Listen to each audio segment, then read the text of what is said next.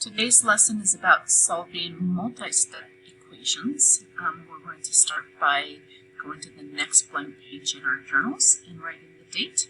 So I'm going to write the word date, you're going to write the actual date, and then our learning target is to solve two-step, actually I'm going to call it multi-step, to solve multi-step equations.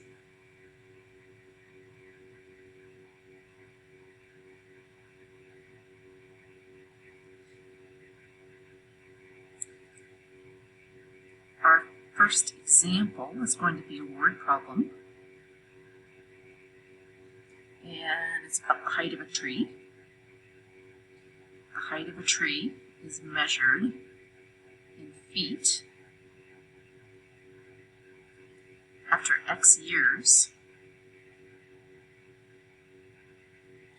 is modeled by the equation 1 5/10 times X plus 15.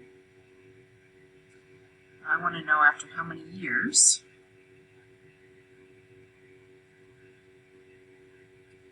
is the tree 24 feet tall. And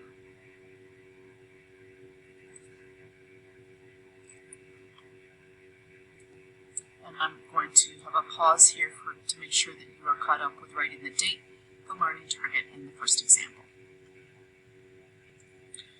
I apologize if I put my arm right in front of that when I paused it. I hope I didn't, but I'll be careful about not leaning across it.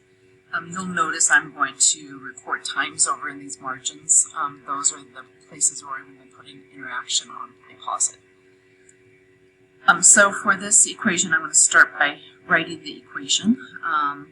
It is 1.5 times x plus 15, and we want to know when that's going to equal 24. So once we write that equation, we're now a two-step equation.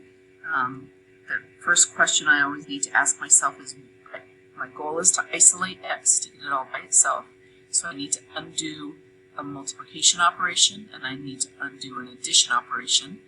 And sometimes we forget which one comes first. So think about the order of operations, and when I'm undoing it, I'm doing it in the reverse order of operations. So for example, I'm just going to write, please excuse my dear Aunt Sally here, writing MD left to right because those operations go left to right, add, subtract go left to right. So this is the order of operations I would normally follow, but when I'm undoing an equation, I go backwards up there. So I want to look at the addition and subtraction first. So I'll subtract 15 from both sides. I end up with 1.5x equals 9. Then I can divide both sides by 1.5. Again, notice how I'm showing that work on both sides of my equation. And I end up with x equals 6. I'm not done yet. I want to check my work. And to check my work, I'm going to write the exact same equation as I started with, but substituting in the solution, because I'm saying that to make this sentence true, to solve it, that's the clue to solving it. I'm putting the number for the variable in there, and then I'm just checking to make sure it's true. 1.5 times 6 is 9. 9 plus 15 is 24, so I have checked it. I'm going to give you a practice problem. So that was example 1. Practice 1 is, sorry, I had it written down over here. Negative 3x plus 1 equals 7. Negative 3x plus 1 equals 7.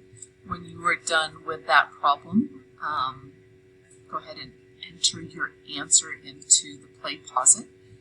You do not have to enter x equals. You can just put the number in there and then click continue.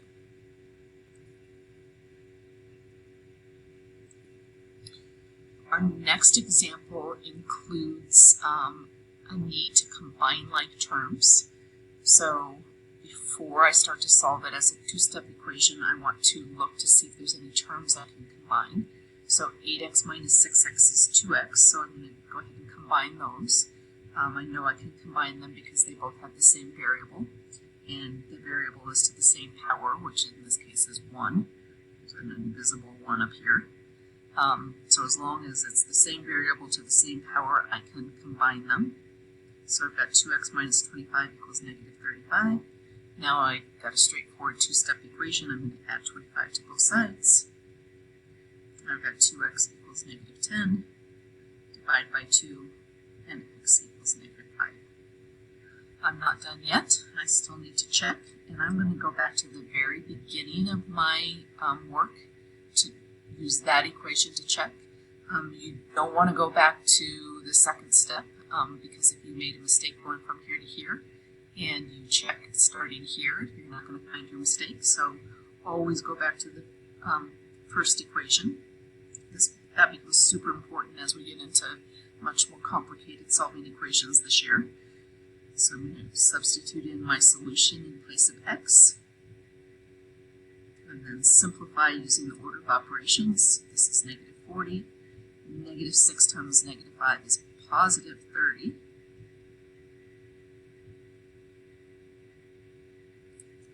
And then I've got negative 40 plus 30, negative 40 plus 30 is negative 10, minus 25 is negative 35, and my check works great.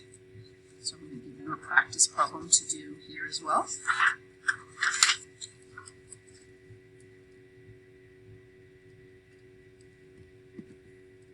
Your practice problem is minus 4n minus 8n plus 17 equals 23.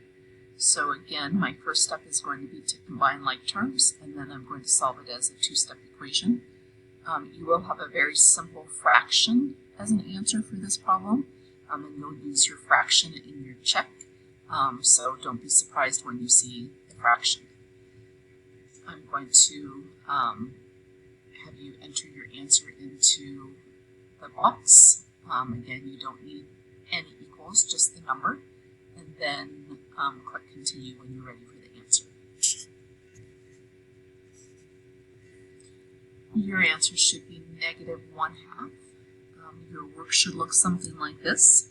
Again, I'm showing first I'm combining like terms, then I'm showing what I'm doing on both sides of the equation.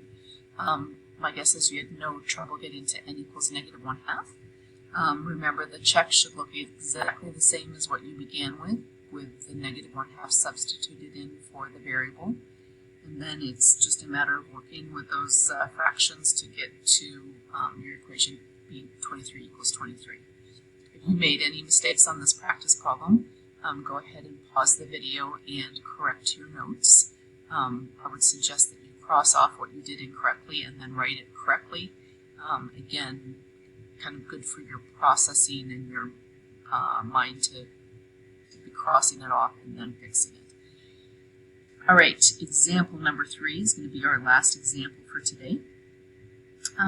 Example number 3 is a little bit more complicated. So it is going to be 2 times 1 minus 5x plus 4 equals negative 8. And this problem is going to include a little bit of everything. So I'm going to stop here actually and write some notes about what the steps that we're following. So I'm going to give myself a little bit of space and then write down the steps. The first thing that we're going to always want to check for is to see if we need to distribute. So that 2 in front of those parentheses with no operation symbol in between means to multiply by both terms within the parentheses. So it's 2 times 1. Sometimes when I do this, it reminds people of what we're doing. 2 times 1 is 2. 2 times negative 5x is minus 10x plus 4 equals negative 8. Now I've got some like terms, so the 2 and the 4 are both constants. They don't have a variable, so they can be combined. So my second step is going to be to combine like terms, which I will often write as CLT. So I'm going to combine 2 plus 4 is 6, minus 10x equals negative 8. I'm going to subtract negative 6 from both sides, and I get negative 10x equals negative 14. notice that when 6 minus 6 equals 0, I would have 0 minus 10x, which 0 minus 10 is negative 10.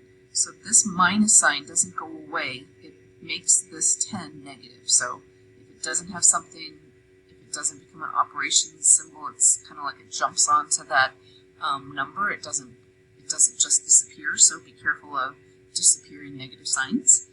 When I have negative 10x, I'm going to divide by negative 10.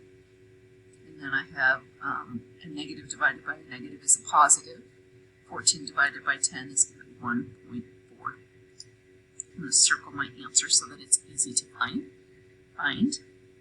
Step 3, my steps after I distributed and combined like terms, was to solve.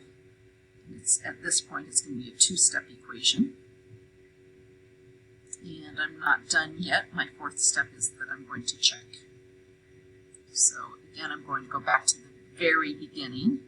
So I've got 2 times 1 minus 5 times 1.4 plus 4 equals negative 8. I would recommend when you're checking that you don't distribute, you simply follow the order of operations. So I'm going to look at the parentheses first. Within the parentheses, I have a multiplication problem. So 5 times 1.4 is 7. So I've got 1 minus 7. I'm going to keep those in parentheses. When I know what that is, I'm going to multiply it times 2 and then add 4. Again, I wouldn't distribute here.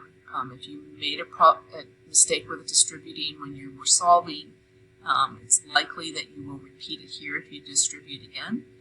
So I would suggest that you just follow the order of operations. So 1 minus 7 is negative 6. So I've got negative 12 plus 4 equals negative 8, and negative 8 equals negative 8. So I have checked that one. I'm going to give you your last practice problem. So this is practice number 3. So notice, please, that in your practice problem, you are going to have to distribute and combine like terms. So when you're done with that problem, go ahead and enter your answer and then click continue.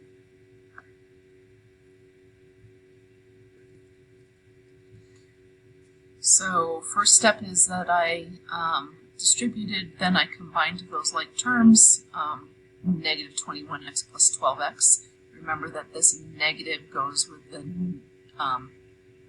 21. So it becomes a negative 9x. So my answer should be negative 1. Be really careful with those negative number operations. I will tell you that a lot of times this year when we're working on complicated algebraic solutions, you'll get an incorrect answer. You won't be able to figure out why. It almost always has to do with a negative number mistake somewhere along the way. So make sure that you're double checking those as you go. On this one, x equals negative 1. And then over here, I'm just, again, substituting in my negative 1 anytime I see x. Notice here that I've got 2 minus negative 1. Again, I'm not going to distribute. I'm just going to simplify that. So then I have 21 times 3 is 63. This 12 times negative 1 makes this a negative 12. I could have just written minus 12, but it's also always okay for me to write adding the opposite.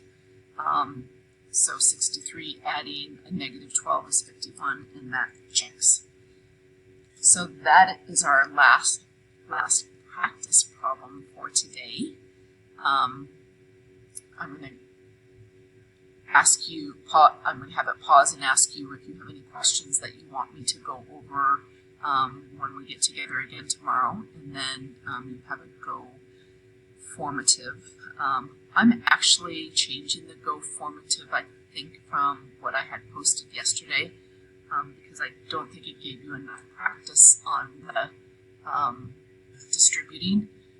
If you are one of the people who did the Go formative, there's 2 of you who did the wrong Go formative yesterday. I just want you to practice some more on the distributing. So just do the problems that involve distributing. So again, there's 2 people who did Go formative 1.2. I want you to redo just the